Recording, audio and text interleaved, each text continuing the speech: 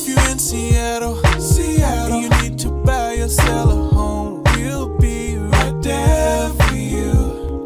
Because we're the realtors that you can trust. So go to ronanddonsitdown.com.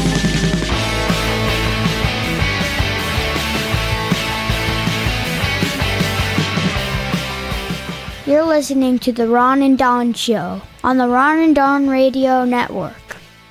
Hey, you guys, what's going on? And welcome to another edition of the Ron and Don Show. And we are back live in the Les Schwab Studios. What is up, Ron and Don Nation? Hey, coming up in the Ron and Don Show, we're just going to reminisce a little bit. Ron is back from Spain. I am back from Ireland. And we are back doing real estate in the great Pacific Northwest. And what a summer it is. Let's talk a little bit about Spain, though, as I rotate around, because you just got back, but you almost didn't get back because of planes, trains, automobiles, and lots of fires and floods out there, right? Pretty crazy. Welcome home. Thank you. Yeah, I just got back from Spain. I'm wearing my O Carballino Pulpo Festival t-shirt that was generated by my girlfriend's family. You got to show the back. And so what happens here, let me turn it on real quick. If you're looking on YouTube, what does it say on the front, and then why are all those names on the back? Just kind of explain there's this town. I went to northern Spain. The primary purpose of the trip was I've been dating a woman for about almost a year and a half, year and a quarter. And so she's met my family. I never met her family. Her family happens to be in northern Spain, about 2 hours north of Porto, Portugal. Wow. And so in a little town in Galicia. And their claim to fame is the annual octopus/pulpo festival.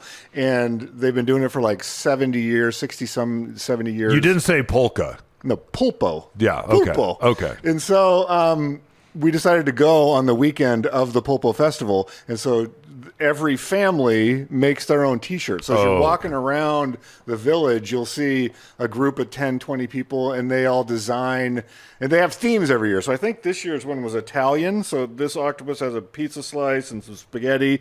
But you saw like Godfather octopus and like Italian Job octopus. And so these families will all go around, and you want to put your name on the back of all of your whole crew. Then on the front, you do your design, and everyone sort of unofficially votes on what they thought the greatest. Is your name on the back? The name is on the top. Oh, wow. Okay. Each person gets their name on the top and the rest of the crew underneath. Show the camera. Show the camera. So name on the top. So yeah, so that was the purpose of the trip, and it was wild to see, I bet, 30,000 people in this park. Everyone is eating octopus, and it's good. It's like, it's an acquired taste. I don't know if you ever had octopus straight out of a copper pot before, where they cut it with scissors and put, olive oil and pimentón on top. So it was an interesting trip to Spain for sure. So let me ask you. I remember when my son and I were in Ireland. We're riding out in Doolin, which is out in the middle of nowhere.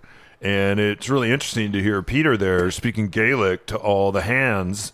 And these are young girls and young men that work, and they clean the stalls, and they guide you on the horses and all. And when they're speaking to each other, they're speaking Gaelic. And then when they're speaking to the guests, they're speaking a form of English. What was it like for you? So for Gunnar and I, it always bailed us out. We would go on a bike tour. In fact, I remember going on a bike tour, and then my son texts me, and he goes, "Hey, Dad, you're going to feel really stupid about this, but I bet you don't understand what's going on your bike tour right now." He texted me, and I said, "Well, where the heck are you?" He said, "You left with the Dutch." He goes, funny. "Come on back." He goes, "That whole tour is going to be speaking Dutch." I had probably got 2 miles down the road with the Dutch. We had already made Dutch are good bicycle riders. They are great bicycle riders, some of the best. And I have to say, I was a little disappointed to leave the Dutch and have to go back with the fat Americans. Even though I could understand what the fat Americans were talking about, they could not ride their bikes.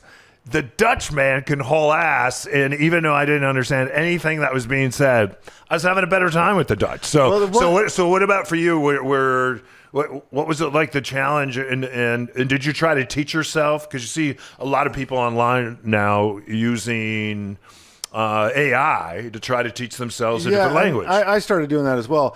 The big revelation for me on this trip was my perception of world history is way off.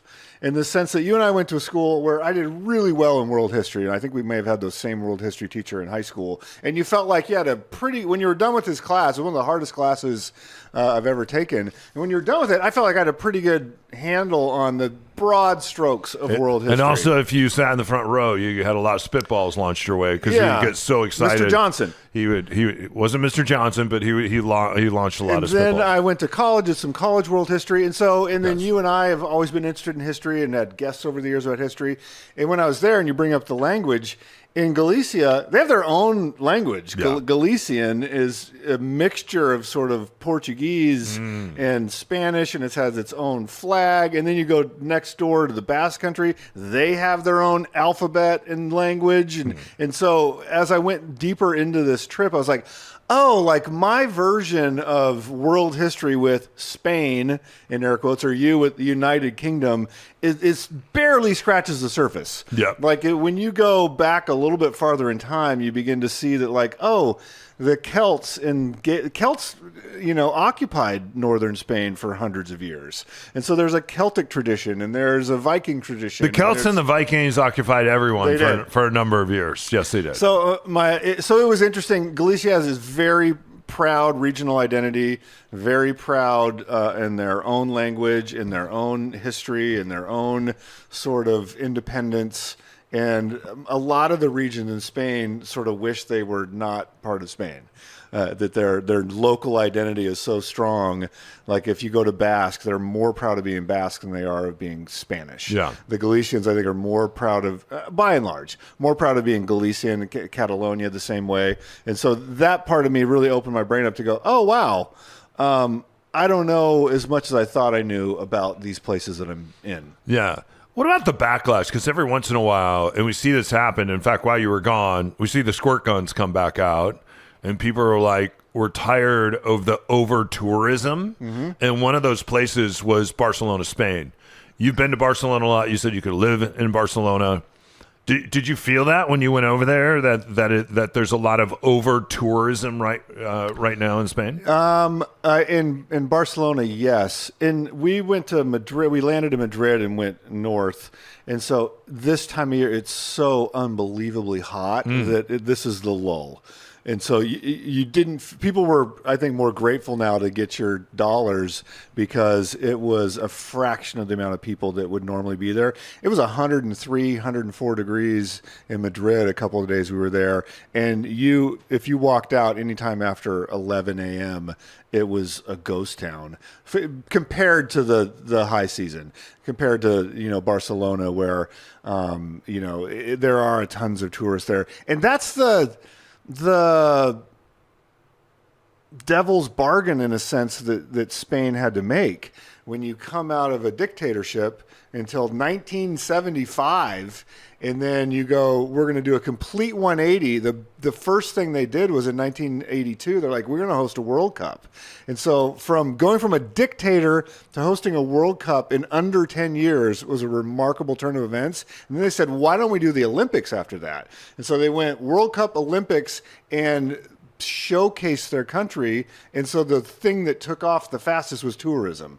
And so that was their way to get out of the hole of a 35, 36-year regime of Franco. And the quickest way to get them out and become modern and to join the EU and to create an economy was tourism. And now, flash forward from the 90s where you had the Barcelona Olympics to today, and the backlash is tourists want to go there because they've seen how beautiful it is for the past 40 years. Yeah, what does the politics feel like there? It was interesting when I was in Ireland, and we didn't go to North Ireland. Most people go to North Ireland because that's where the Titanic was built. I do have a T-shirt from there that says the Titanic.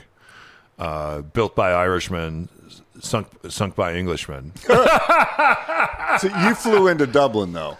I did, and then we went everywhere but Northern Ireland. The interesting thing was, though, and I remember talking to some of our bike guides, because I was really interested, and Gunnar was really interested in my son, and kind of the conflict between the Catholics and the Protestants. And because we come from a big Irish Catholic family in Chicago, we were interested in that conflict. I was also interested in why Ireland kind of stood down during World War II and didn't get involved and didn't get pulled in.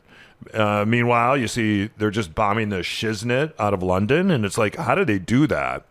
And in talking to people there, they said, well, we're known for our peacekeepers. So, for instance, when we see what's happening right now in Ukraine, if they send in peacekeepers, and they are known for their peacekeepers there, you might see a contingent of peacekeepers from Ireland and different parts of the UK show up there. Would it be an overstep to say that my impression when I was in Ireland, Irish did not, there's no love lost with England, and they don't want to be cannon fodder for England after the way England treated Ireland, especially during the potato famine. And I have to say, the way that the Protestants and the Catholics, the undertone of that, they still feel that way. Like, they will go to blows with each other.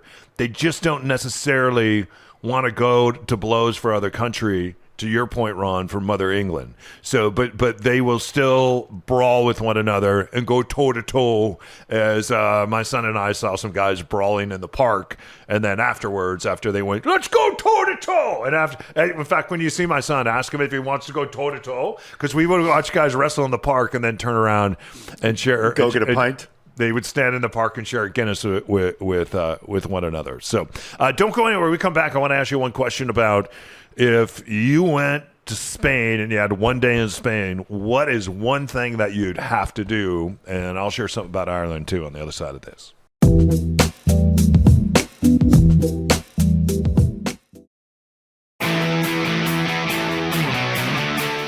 If you find yourself dreaming about a new home, go from just a dream to the Dream Team. Schedule your time at ronanddonsitdown.com.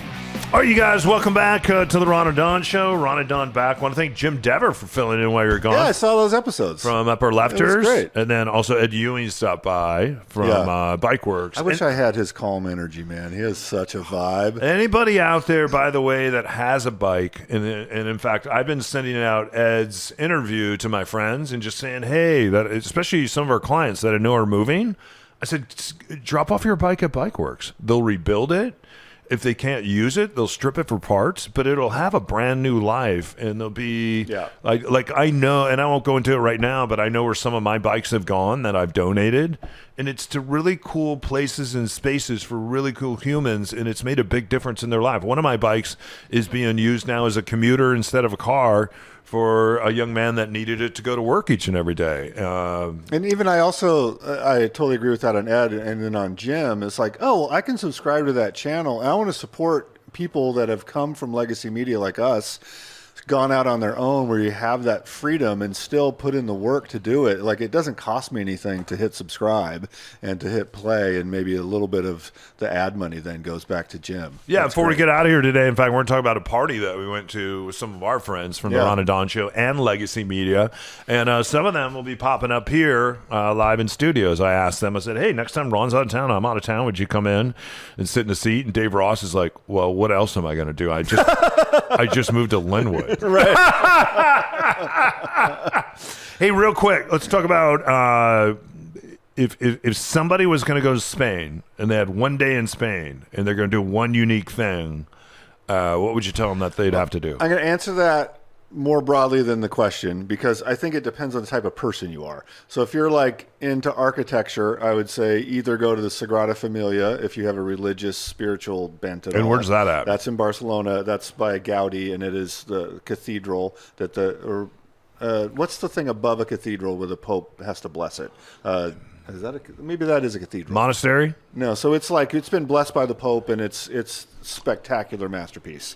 Or if you're non-religious, I would go to Valencia, to the Santiago Calatrava City of Arts and Sciences. Absolute masterpiece. I went there this trip and the trip before. It's incredible. If you're into like food, just whatever region you're in, ask them what their specialty is. So like when we were in Galicia and you have the octopus, they're proud of it. That's their specialty. They're going to give you their specialty. And if you get the wine from that region, you get the food from that region, then say all throughout all of Spain. And so whatever you land, I would say if you're into food at all, just go up to someone and say, what's your specialty? Where can I get the best version of that? And then if you're like you, more than me, if you want to do outdoor stuff and you want to do sports stuff, if you're a water person, go to one of the islands. There's multiple islands right off the southern coast, Mallorca. You can go there, do boating and jet skiing, and still get the food and the architecture and stuff. Or I would do, if you're a hiker, northern Spain in the Santiago de Compostela, which is where we went. That's that 500-mile hike from France to the edge of Spain. Yeah. You can jump on that route anywhere. Yeah, I see a lot of people do. A lot of my friends have done that. If yeah. you just want to do 50 miles, if you want to do 30 miles, we stayed in a village after this wedding we went to where I filmed some, they call them pilgrims. And they're just cruising through town. It was like 8 o'clock in the morning. They stopped and got a cup of coffee. And then it's like, you're still 100 miles away from Santiago de Compostela. And then we went to Compostela, and I watched people that had, I don't know how far they'd walk, but some of them looked like it was hundreds of miles, arrive at the cathedral where, spoiler alert, I'm 100% sure that St. James did not walk from Israel to northern Spain 2,000 years ago, but whatever, to go there and get blessed by St. James. Yeah. I have a friend named Vivian. She used to ride in my spin class. And then one day she came in and she's a chiropractor, great chiropractor. And she said, I'm moving to Spain. She had gone and done that walk. She met someone on that walk. Oh, good for her.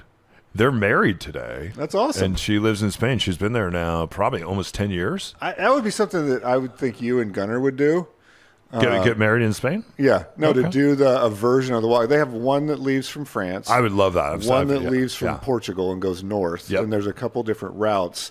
And the markers, it's a blue and yellow seashell. Mm-hmm. And if you see that marker, you know that the villagers and the people that you're on the path of are going to be kind to you. Sometimes they'll provide lodging or even food or water or whatever you need as you make it. It's been going on for hundreds and hundreds of years. I would say my version of that, if you're going to go to Ireland, ride with the Dutch. Good cyclists. No, it's really cool. And this is what I really love about e-bikes. Is on all our tours, you could pedal a bike, and Gunnar and I wanted to pedal bikes. Or if you couldn't pedal a bike and keep up, you could get an e-bike. So it was really cool on all these tours we did, and we did a bike tour when we were in Dublin.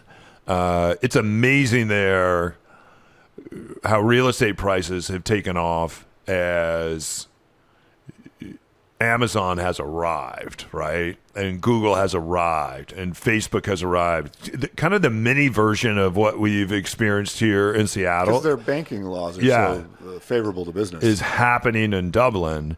And was really cool. Unlike kind of South Lake Union had to be torn down, what was left there, because there's a lot of single-family homes. In their industrial area, a lot of those older buildings and a lot of those older train yards are being rethought and redeveloped instead of being torn down. There's a lot of distilleries and animal things. Did you guys ride bikes to the Cliffs of Moher, which in my mind is one of the highlights of any place I've ever been? That's where we rode horses. So we saw the cliffs so if you go to Doolin, and we went on a 2-hour horse ride where we ran those, and it's very, very cool because they let you run those horses there if you want to run them. As my son found out, it's not a Western saddle, so there's nothing to hang on to. Right. But we saw. Did he have fun? Because I hit him on Instagram about the cliffs because I had talked with him before you guys went, and his answer was, "Yeah, pretty crowded though." He's 15. Does that mean he had a good time at the Cliffs of Moher? No, he had a better time riding the horses and going by the cliffs. And once you've seen the cliffs from the countryside, and we saw them from horseback, so you don't see all the people that are there, and you don't see all the buses in it. So then after that, we went there. It is a little disappointing compared to what we had just experienced on horseback. Sure. So and then when we got there, we had a sandwich that wasn't very good. So when you're 15, man, and you're hungry and you've been out riding a horse and you get a sandwich that you didn't love, you kind of let your dad know about it. So, sure. And then your dad has to remind you how lucky you are. And when I used to go to school in the snow. I do want to ask you, because if memory stuff. serves, they have the kiosk to research your Irish heritage at the Cliffs. Did you find anything out about the O'Neill clan that you didn't know? We did. We found out that It's pretty cool, by the way. If you're from Ireland, you go in there and it's a touch screen. I don't know if you did this one or not, but you can click on O'Neill and then find your clan, and it like expands into all McDonald and O'Neill and all the different Irish names. We did that at Trinity College, and then you could see It's a cool book the library. O'Neill. They were a clan that really fought against the British, and they were also a clan that died in the famine, and then many of them left and fled and went to America. Was there a what's the difference, or maybe you didn't learn this, between the different spellings? Like There's not. Shaquille O'Neal is N-E-A-L. It's not a big difference. You're with two L's, or some with E-A-L and one L. And Yeah, I was really curious about that as well. Sometimes that was just family to family. So I thought it would be more significant, and it wasn't. I will say this: when you go there, the interesting thing about going to Ireland, and if you get in an Uber here, what does it ask you? It asks you, would you like it to be quiet? Would you like to have a conversation? Would you like music? Do you like it cool? So all those same preferences that you have follow you. So when we would get in an Uber a number of times when a bus didn't make sense or a train didn't make sense, and we had to go somewhere just kind of in an urban area and jump in, and it was too far to walk. This is mostly in Dublin. Those preferences would come up. The person that picked you up didn't give an F. They were going to talk to you and tell you their story. And it made me a little... let's talk about immigration when we come back. I will say, if you go to Ireland, and the same thing if you go to Iceland and you like doing outdoor things, go ride an Icelandic horse. Go do it out in the countryside. Just know it's not a Western saddle, and there's not a horn to hang on to. And as far as steering that horse, it's very, very different, but it is a lot of fun. And here you go to a lot of glue farms, and they'll let you kind of walk the horse around. And when the horse leaves, all it wants to do is go back. The horses out there really thrive and have a great time out in the countryside. And I also have a gift for you and your son here that's been, if you're on YouTube, you're like, why has that bag been on the table the whole episode? Yeah, let's do it on the other side of this.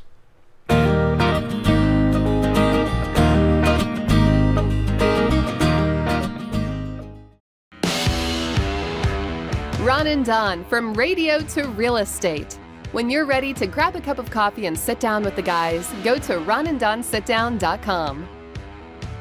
All right, you guys, welcome back to the Ron and Don Show. I gave Ron some gifts when I got back from Ireland. He handed me so hang on. We'll get to that in a moment. We'll get to the gift in a moment. I do want to ask you what it was like traveling when you're thinking about ICE and immigration. I noticed that in Ireland, everyone was an immigrant from somewhere else. Some of the best restaurants that we ate at, and I shared this before, was a tapas bar, not a topless bar, a tapas bar. Although my son, you don't know when you're 15. Topless bar would be pretty fun. A tapas had a topless, but you don't know. But it was a tapas bar that we went to. And some of the greatest conversations that we had were people that weren't from Ireland but had immigrated there. And Ireland lost millions of people during the famine and millions of people to immigration, specifically to the States and other parts of Europe. So they're very, very interested in having people come live there. In fact, if you have a grandparent, it's very, very that you can trace back to, and at some point they lived in Ireland or were born in Ireland.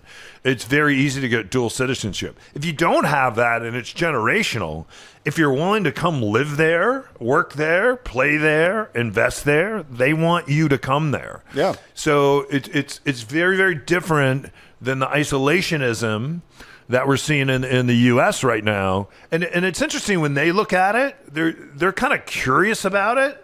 But they don't beat us up as much as I beat the U.S. up about how, because I went over there expecting to be embarrassed. They very much love the U.S. They love the tourists that come. They love our curiosity. Most of them they think we're very loud, but they don't necessarily think that we're obnoxious. And they still appreciate that we come and that we spend our money and that we care. What was your take on kind of the isolationism and also America now being first, which a lot of people around the country voted for that. They want America to be first. I tried to put those goggles on as I was traveling this time, and it was It was sad to me in the sense of why would we want to isolate ourselves from these countries in Europe? You know, when I'm over there, I was listening to an economist just yesterday that was like, pretty much every country has figured out the things that it does well. And they've become very efficient at those things. And the resources that they have to do those things. Right. And Yeah. so when you talk about manufacturing or goods and services or specific items, our economy in the world has grown to the point where just countries do things better than other countries. And so when you think of that and you're like, okay, Europe does what Europe does really well. And if you're in America and you want those things, and it can be everything from a Volkswagen car to an Iberian ham, you want the best. So why not get the best thing from the people that do it the best? And, you know, to have a tariff rate of 2% on that, then go up 800% or 1,000% is a big deal. And so, like, why we are pushing back and not embracing these allies since World War II that we literally shed lives for to protect. And I was in a country that was run by a dictator, and you were in a country that was impacted by an empire that really put its boot on the throat of Ireland in a very powerful way for no real apparent reason that I could see historic significance, but that's a longer podcast. It made me sad because the more I learned about this, it's like, hey, empires come and go. And we went to a little town called Lugo, which is in northern Spain, and it's the last remaining intact city center that's completely surrounded by a Roman wall. Like, there are other cities that have partial walls, but this is like an intact, you go through the gate where the Roman sentry would have been. The walls are all intact all the way around the interior of this town. And you're like, at the time, this was it. This was the peak of power for the Romans. They could come and have their way with the world, and you're standing there going, and it's not there anymore. And then the Phoenicians came in, and then Spain was controlled for 800 years by Muslims. It was an Islamic power. And like, I don't remember learning that in high school or in my world history classes in college. It like almost 3 times longer than the United States has been around. It was Islamic. And then it became Christian again with all the stuff of the Spanish Inquisition and all those things. They were incredibly cruel. And so you think about these long histories and the number of powers that have come and gone. And Spain at one point was the most powerful country in the world. And Rome was the most powerful city in the world. And then now we're the big dog. But if we don't, in my mind, if we don't embrace the best things about the rest of the world, we're doing things that declining empires do. That it makes me sad. Yeah. What do you think? What do you think about this? And I even look in my own family because I have a lot of America First in my family. Everyone that's America First in my family does not have a passport. They've never traveled outside of the U.S. Not Mexico, not Canada. A lot of them won't even come to the West Coast. They won't even come see me because I live in a libtard city, right? Boy, I could see it with my kid when we traveled. I could see him becoming a world citizen. And that's why getting a passport and traveling with him is so important. And to watch him, you can't help but have empathy, especially when you're 15 and you see another 15-year-old doing something that you never have done or never will be required to do. You can't help but go, oh, wow, the world is much bigger than Queen Anne Washington. Yeah. So what is that about the power of travel? Because I have to say, other people within my family and even my friends group, boy, if they have a passport and they've done some traveling, they just have a different worldview than other than the America First world. Because believing in U.S. exceptionalism feels good. I think that's what it's all about. If you believe this narrative that we're not only separate from, but we're exceptional, we're better than that, and we're ruling the world in a sense from this high perch, and that's sort of been preached for for 40, 50 years now, maybe longer. How does that get preached, though, and how does that happen? Because it's for people that have never been anywhere. It's being very driven by evangelicals right now, but that ultimately wasn't the message of Jesus, and initially it wasn't the message of the evangelicals either. Like, how did that happen? It justifies all of these behaviors that you want to do. It justifies. Like, give me an example. Building a wall on the southern border. We are better than you, so we need to keep you out. Except when we need you to come here to clean our homes and do our lawns. We are the exceptional ones. And build our buildings and pick our crops. And if we're the exceptional ones, that means that you are lower than us and therefore stay out. Yeah. And so this tendency to move inward and be isolationist, I think it's the wrong way to go. And that's, to me, the value of travel when you go. And you were there. I was on your very first trip to Europe. And it was my brother's very first trip to Europe. And he taught high school history for 25 years. And he had some very strong opinions about France and what it did in the World War II and how Nazis occupied Paris and yada, yada. And I was like, okay. And I didn't say anything before we got there because my hope was when we were boots on the ground in France that the experience of being there would change his mind. And there was a moment I remember where he bounced out of a Paris bakery with a baguette in his hand where he's like, Paris is pretty cool. And I was like, yeah, it is. And he had to go there and see it with his own eyes and feel it with his own hands and eat the eclair and the pastry in the bakery to sort of go, oh, I get it now. Like, it's one thing to read it in a book. We're not better than the Parisians. We're just different. We're not superior to the Spanish people. We're not greater than the Irish people. We're just different. We've got a different history, a different sensibility, different community. One thing that I will say, and I think you would really love this, every night in Carballino, what you do around 8 p.m., 9 p.m., even 10 p.m. is you go down to the main Rambla, the main street. There's all the bars and restaurants and people, and you sit outside at a table, nobody's on their phone, and you are there to have community with everyone in the community. Wow, that's awesome. So the first thing you do is you walk all the way down and say hi to everybody that you know. Oh my God, I haven't seen you. And so everybody gets up from their table and you meet their kids and you get caught up on what happened and who moved there and who died and who was born and all the stuff.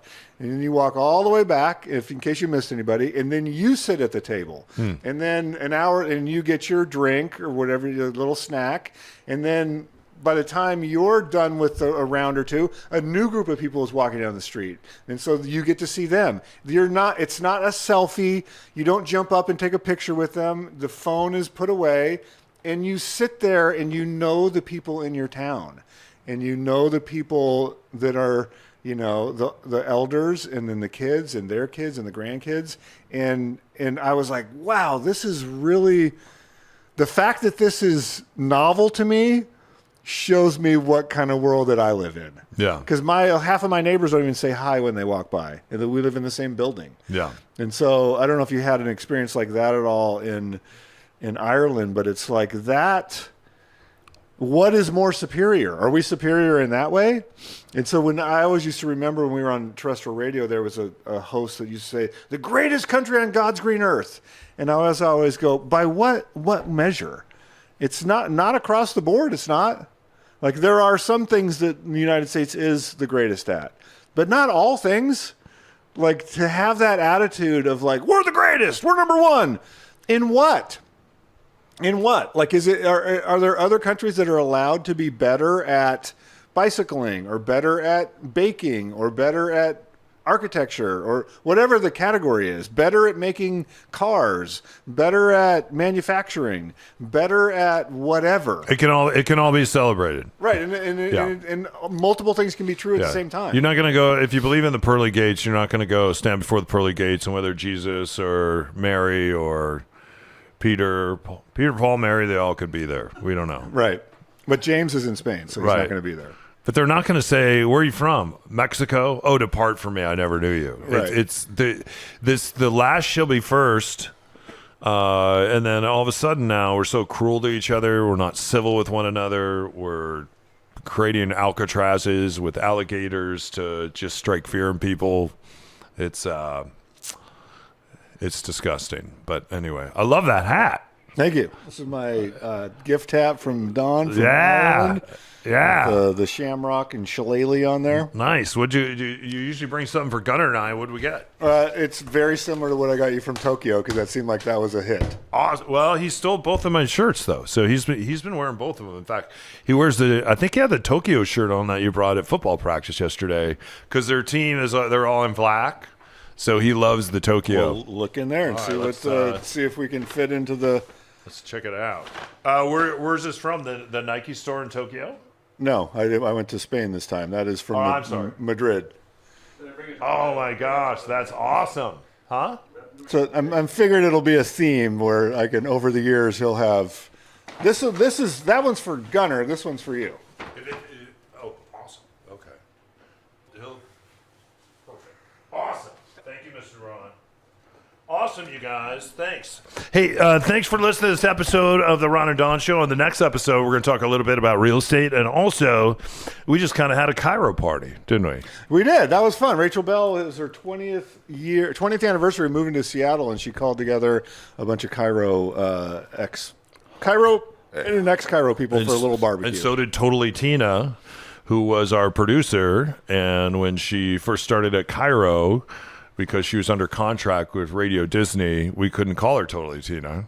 So we had to call her Jennifer, which wasn't her real name, which was very funny to call her Jennifer on air. And then I've always called her Totally Tina off the air. So it was great to see Dave Ross, Tom Tangney, Totally Tina, Rachel Bell, Montana Mike.